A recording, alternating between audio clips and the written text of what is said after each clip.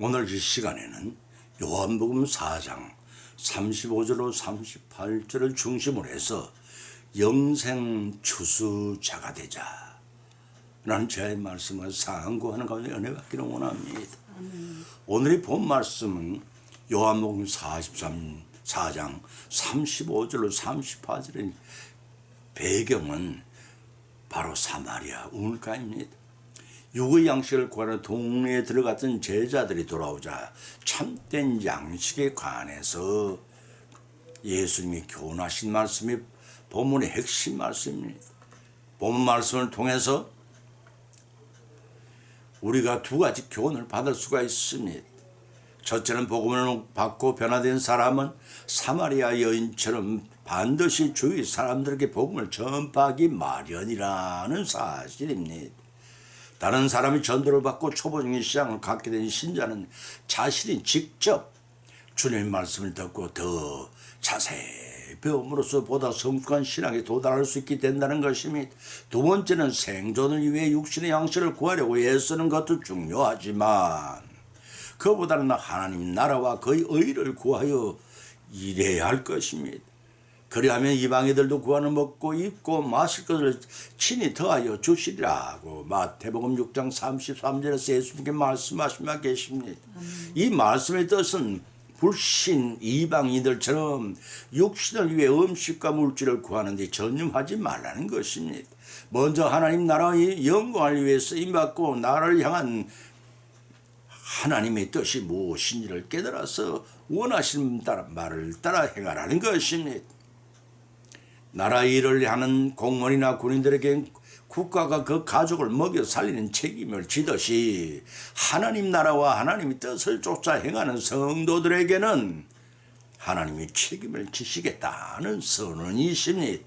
그러므로 썩어지고 불타 없을 육신의 양식을 구하는 데 낭비를 하지 말고 하나님의 말씀대로 순종하라는 것이며 여기에 순종의 의미는 하나님 나라를 확장시켜 나가는 복음 전도 사명을 가리키고 전도 사명자는 곧 영적 추수꾼을 지칭하고 이러한 영적인 삶을 살아야 천국 백성으로 잘 익어져서 온전한 구원을 얻게 된다는 말씀이요. 바로 그것이 예수님 자신이 하나님의 아들이면서도 사람의 몸을 입고 이 땅에 오신 목적이자 또한 주님을 믿는 모든 성도들에게 부여하는 사명인 것입니다. 본문에 예수님께서는 추수하게 된 밭을 보라 하십니다. 뿌리고 거두는 자들이 함께 즐거워하라 하십니다. 노력하지 않는 자에게도 참여하는 기회를 주라고 하십니다. 이러한 말씀을 상고하는 가운데 성령님의 감동 감화 역사하시며 피차에 풍선 은혜 받는 귀한 시간이 되시기를 예수님의 이름으로 축을 드립니다. 첫 번째는 추수하게 된 밭을 보라 하십니다. 본문의 말씀 35절을 찾아 봉독하면 너희가 넉 달이 전에 추수할 때가 이르겠다 하지 아니하느냐 내가 너희에게 이르노니 눈을 들어 밭을 보라 휘어져 추수하게 되었도다 라고 말씀하셨습니다. 우리나라 속담에 한강이 팥죽이라도 숟가락이 없어 빌어먹는다는 말이 있습니다. 이 속담의 뜻은 실천을 하지 아니하면 먹을 수 없는 그림의 뜻과 같다는 의미입니다. 우리는 매년 봄에 심고 여름에 땀을 흘려 가꾼 농사물을 가을에 거두어 들이는 추수때를 맞게 됩니다. 1년 농사는 인생의 육신의 양식을 주지만 인생 일평생의 농사는 영원 불멸의 농사라 어떻게 살아왔느냐에 따라 영생과 영벌을 받게 됩니다. 예수님께서는 한강 물결을 이루고 가는 들녘을 바라보시면서 인생의 구원 문제를 1년 농사인 농산물의 추수에 비유하신 것입니다. 그것이 본문의 말씀입니다. 본문 서술에서 넉 달이 지나야 수수할 때가 이르겠다는 말씀을 하셨습니다. 이 구절에 대해 많은 학자들이 이견을 제시하고 있지만 당시에 8개월간 예루살렘에 계신 것으로 추적되는 예수님께 들녘을 바라보시면서 실질적인 추수의 시기는 4개월 정도 남아있지만 영적인 추수의 시기는 임박했음을 경고하신 말씀이십니다. 팔레스타인 지역에서는 일반적으로 보리 파종은 10월에 중순에 행합니다. 그러한 맥락에서 본 사건이 있었던 것으로 추측되는 12월경에는 온 들녘에 보리가 풀어 있었을 것입니다. 그럼에도 불구하고 예수님께서는 밭이 익은 보리로 휘어진 것으로 말씀하고 계십니다. 따라서 본절에 표현된 밭은 보리를 심은 밭이 아니라 구원받아야 할 무리들을 가리키는 것임을 알 수가 있습니다. 이는 구세주로 오신 예수님께 당신에 의해 죄인들인 인생의 구원의 역사가 이루어지고 있음을 비유적으로 증거하신 것입니다. 당시의 제자들은 예수님 말씀이 진의를 바로 깨닫지 못했습니다. 오늘날을 살아가는 성도들에게 성령이 하시는 말씀을 들을 귀를 갖지 않는 이들에게는 소귀의 경읽기나 마찬가지라 할 것입니다. 눈을 주셨으나 한치 앞을 바라보지 못하고 눈앞의 물욕에만 사로잡힌 자들이 어느 때가 인생의 추수인 때인가를 알지 못합니다. 귀를 가지고 있으나 하나님의 음성을 분간하지 못한 자들에게는 하나님 말씀에 순종하는 일에는 귀가 닫히고 세상의 복의 영화 향락에 귀를 더 기울이는 삶을 추구할 것입니다. 입을 주였으나 주님을 찬양하니 쓰임받기를 기뻐하시기보다는 음식을 탐하고 남을 헐뜯고 내 유익을 구하기 남을 비방하는 입을 가진 자들이 죽은 자들이 주님의 음성을 들을 때가 오지만 분별하지를 못하기 때문입니다. 세상에 돌아가는 이치를 바라고 보고 종말이 임박했음을 깨달아야 알라 하고 주신 눈으로 사용하지 못하고 안전하다 평안할 때에 도적같이 오시는 말씀을 귀고리어 듣지 못하며 재림하실 주님을 찬양하기 위해 주신 입에 탐욕이 가득하며 어찌 주님이 주신 눈과 귀와 입의 구실을 제대로 사용할 수 있겠습니까? 그러나 그러한 자들의 종국은 이와 같을 것입니다. 이런 농산물을 추수하기 위해 거두어들이는 물질의 풍요함에 마음을 뺏기지 말고 세상 종말에 추수 때가 임박했음을 알고 대비하라는 것입니다. 유비무환이라 하셨습니다. 주님이 주시는 말씀의 뜻을 잘 깨닫고 항상 준비함으로써 어떤 환난 곧 개인 종말이 집단 종말이 닥칠지라도 잘 대비해 두면 두려울 게 없다는 말씀입니다. 이건 열매를 추수하러 오시는 주님의 명령을 받고 추수권 사역을 잘 감당하시는 저와 여러분이 여성이 되시기를 예수님의 이름으로 축원드립니다. 두 번째는 뿌리고 거두는 자들이 함께 즐거워하라고 하셨습니다. 본문의 말씀 36절 찾아 봉독하면 거두는 자가 이미 싹도 받고 영생에 이르는 열매를 모으나니 이는 뿌리는 자와 거두는 자가 함께 즐거워하게 하려 함이라고 하셨습니다. 본절의 말씀은 영적인 추수권이 주님으로부터 받을 칭찬과 상급에 관한 말씀입니다. 우리나라의 속담에 아기를 낳기도 전에 기저귀를 마련한다는 말이 있습니다. 성급하다는 의미도 있습니다만 그 이면에 미리 준비하지 않으면 낭패를 당하게 된다는 말이 함축된 말이기도 합니다. 본문을 접하는 성도님 문자대로 해석하게 된 보리가 아직 또 익지 않아서 파란데 거두는 자가 이미 싹스를 받았다는 의미를 납득할 수가 없을 것입니다. 그러나 본절의 이 말씀은 영적인 추수들을 전제한 말씀이신 것입니다. 일반적인 경우에 싹실한 일이 끝났을 때 받게 되어 있습니다.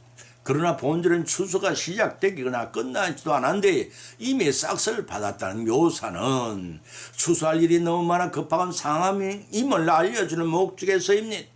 때문에 미리 선물했다는 뜻이기도 합니다.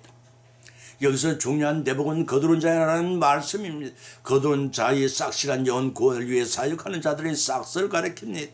이들의 싹시 이미 지불되었다는 것은 미래의 하늘나라에서 받을 상급과는 별개로 이 땅에서 주님의 사역에 동참해 영생에 이르는 열매로 잘 익어져 구원받은 사람을 모으는 일하는 자로 인정을 받고 기쁨을 예수님과 더불어 누린다는 뜻입니다.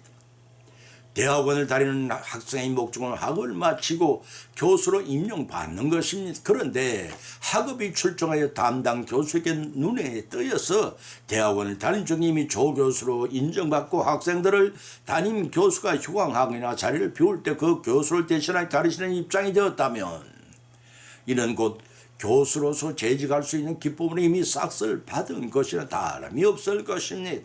바로 이 이치와 같다 하겠습니다. 이처럼 주님의 일을 동참하는 이런 장차 내세에 천국에서는 하나님으로부터 칭찬과 상급을 받을 것이고 더불어 현세에서도 예수님의 동력자에 참여하게 된 큰 기쁨을 맛보게 될 것입니다. 이와 같이 예수님의 동력에 참여하는 자들이 예수님으로부터 부름을 받고 구체적으로 해야 할 일들이 영생에 이르는 열매를 모으는 일임을 밝혀놓고 계십니다. 그들의 사명은 장차 세상 마지막 때 썩어 없어지거나 불타 없을 육신적인 세상이 이를 위해서가 아닙니다. 영원히 영생할 성도를 위해 사역하는 것으로서 세상의 어떤 명예나 권세나 부귀영화를 얻고 누리는 것보다 더 큰 기쁨과 보람을 느낄 수가 있습니다. 그런데 본전에서 뿌리는 자와 거두는 자가 있다고 밝히고 있습니다. 먼저 뿌리는 자를 구약의 선지자로 거두는 자를 구약의 완성을 위해 신약에 오신 예수님을 지칭하는 견해도 있지만 이 해석은 잘못된 해석입니다. 왜냐하면 이렇게 해석하면 문명이 잘 맞지 않기 때문입니다. 마태복음 13장 1절로 23절의 씨 뿌린 비유를 말씀을 통해 예수님께서는 자신을 씨를 뿌리는 분으로 암시적으로 비유하고 계십니다. 그러한 의미에서 뿌리는 자를 예수님 보아 구약의 묵은 밭에 복음을 뿌리신 것을 예수님의 제자들 또는 모든 주님의 종들이 거두온 것으로 해석함이 타당하다고 할 것입니다. 따라서 복음의 씨를 뿌린 예수님의 은혜로 영적인 익은 곡식을 추수하는 기쁨에 참여하는 자들은 영성을 천국에 누릴 자들을 거두는 수고의 싹도 이미 받고 모든 즐거움의 사역의 주님과 함께 영광을 누리게 된다는 말씀입니다. 우리 모두 다 주님이 뿌리신 것을 거두는 일생의 일에 동장함으로써 본문을 통해 주님이 언약하신 바를 축복으로 성취하여 누리시는 저와 여러분이 되시기를 예수님의 이름으로 축원을 드립니다. 세 번째는 노력하지 않는 자에게는 참여하는 기회를 주라고 하셨습니다. 본문의 말씀 27절 38절을 봉독하며 그런즉 한 사람이 심고 다른 사람이 거두다는 말이 옳도다. 내가 너희로 노력하지 아니한 것을 그들로 보내었노니 다른 사람 노력하였고 너희는 그들이 노력한 것에 참여하였느냐고 기록하고 있습니다. 우리나라 속담이 재미있는 말이 있습니다. 버는 자가 따로 있고 쓰는 자가 따로 있다는 말입니다. 미국의 대재벌인 록펠러의 아들이 호화주택에 살면서 부를 누리고 부러운 것 없는 생활을 하고 있었습니다. 어떤 기자가 록펠러 2세의 삶이 저렇게 풍족한데 아버지 되는 록펠러 1세는 어떻게 살고 있는가 궁금증이 생겨서 독자들에게 알려줄 심산수선문화에 찾아갔습니다. 록펠러 1세를 찾아간 기자는 깜짝 놀라고 말았습니다. 대재벌이 살고 있는 아파트는 낡았고 계단 밑에 위치해 있는 곳에 살고 있었기 때문입니다. 분명 선생님 록펠러 1세가 맞습니까? 예, 내가 확실히 록펠러입니다만 도무지 믿어지지 않는 다시 기자는 질문을 드렸습니다. 록펠러 1세가 분명하시다고요? 그렇다니까요. 왜 그러십니까 기자 양반? 예. 아드님은 백만장자의 아파트에서 호화스럽게 살고 있는데 아버지의 누추할 정도로 검약 생활을 하고 계시니 너무 대조가 되어서 그런답니다. 그거야 당연하죠. 당연하다뇨. 아들은 아버지가 백만장자이지만 나의 아버지는 가난한 사람이니까 어쩔 수 없는 일이죠 라고 하더랍니다. 이와 같이 버는 사람과 쓰는 사람이 다른 이수도 나누지 않고 당연하게 여긴 것처럼 한 사람이 심고 다른 사람이 거둘지라도 그것이 옳다고 예수님께서 분명히 본문을 통해 말씀하셨습니다. 이 말씀의 뜻은 때로는 씨를 뿌리지 않는 자가 추수할 수도 있고 때로는 씨를 뿌리는 자가 특별한 일이나 불행한 일 때문에 추수할 수가 없는 경우도 있다고 신명기 28장 3절 욥기서 3장 31장 8절과 미가서 6장 15절에 기록되어 있음을 참조하시기 바랍니다. 또한 고린도전서 3장 6절 찾아보면 나는 심었고 아볼로는 물을 주었을 때 오직 하나님은 자라게 하셨다고 기록하고 있습니다. 동팔절에 기록하기도 심는이나 물 주는 이가 일반으로 돼 각각 자기의 일한 대로 자기의 상을 받으리라고 하였습니다. 하나님 나라 일도 인간의 일상적인 삶의 수와 같이 씨를 뿌리는 자가 반드시 거두어 들이는 자가 되지는 않습니다. 그러나 하나님 나라에서는 뿌리는 자와 거두는 자 양자가 함께 수확의 기쁨을 참여하게 하십니다. 마땅히 거두어야 할 기쁨 누려야 하실 분은 주님이시지만 예수님께서는 추수를 위임받아 추수할 일을 성실하게 마무리할 제자들과 더불어 자신의 기쁨을 나누고 계십니다. 이와 같이 영적 추수를 하여 전국 구간에 들어 거두어 들인 이르는 어느 한 집단의 어느 시대에 한 국한된 것이 결코 아니라는 것 사실입니다.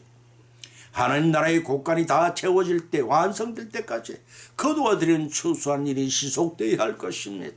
씨를 뿌리는 노력에 참여하지 않았을지라도 거두는 일에 보내심을 받음으로써 영적 추수가 기쁨이 주님과 더불어 참여하는 저와 여러분이 누리시기를 예수님의 이름으로 간절히 축원드립니다. 결론을 맺습니다. 오늘의 본 말씀을 상고하는 가운데 각자 나름대로 은혜를 받았고 세 가지 교훈을 받은 줄 압니다. 그 첫째는 추수하게 된 밭을 보라는 것입니다. 영적으로 익어진 것들이 휘어져 있는 말세가 임박했음을 알고 추수할 자세를 취하라는 것입니다. 두 번째는 씨를 뿌리고 거두는 자들이 함께 즐거워하라는 것입니다. 주님이 뿌린 씨앗이 익어져 추수할 때가 되어 거두어 들이는 자가 이미 싹쓸 받았고 영생에 들어간 이들을 거두는 일을 복음의 씨앗을 뿌린 예수님과 더불어 즐거움에 참여하라는 것입니다. 세 번째는 노력하지 않는 자에게도 참여할 기회를 주라는 것입니다. 비록 다른 사람이 심은 일에 노력하였고 너희는 노력하는 일에 다만 거두는 일에 참여했을지라도 같은 노력을 한 것으로 인정해야 하시겠다는 말씀이 마태복음 9장 37절로 38절에 예수님의 말씀을 밝히며 계십니다. 매년 맞이하는 추수감사절에 우리는 영적인 추수에 관한 말씀을 상고해 보았습니다. 왜냐하면 육신의 양식을 위해 추수하는 것도 중요한 일이지만 영적인 추수를 위해 하는 주님의 재림에 임박한 이때에 마태복음 9장 37절 38절의 말씀을 받아 우리는 순종의 삶을 살아야 합니다. 그 말씀은 곧 전략을 하고 추수할 것은 많되 일꾼이 적으니 그러므로 추수하는 주인에게 청하여 추수할 일꾼은 보내 주소하라고 하셨습니다. 주님의 이 말씀을 지상명령으로 받고 봉사하셔서 주님과 더불어 추수하는 기쁨에 참여하시고 주님의 은혜에 감사함으로 영생을 누리시는 그런 익은 믿음으로 잘 추수되어 가는 그리고 결단한 추수감사절이 되시기를 예수님의 이름으로 간절히 축원을 드립니다. 찬송가 589장을 올립니다.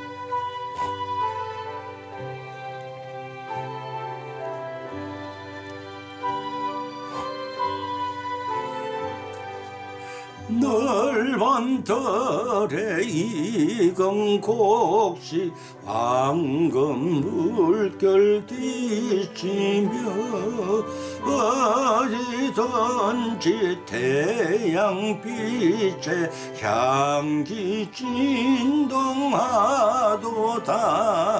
불어 익은 저 곡식은 낫을 기다리는데 때가 지나가기 전에 어서 추수합시다. 추수할 것 많은 때에 일꾼 매우 적으니 열심히 있는 일꾼들을 주여 보내주소서. 불어 익은 저 곡식은 낫을 기다리는데 때가 지나가기 전에 어서 추수합시다.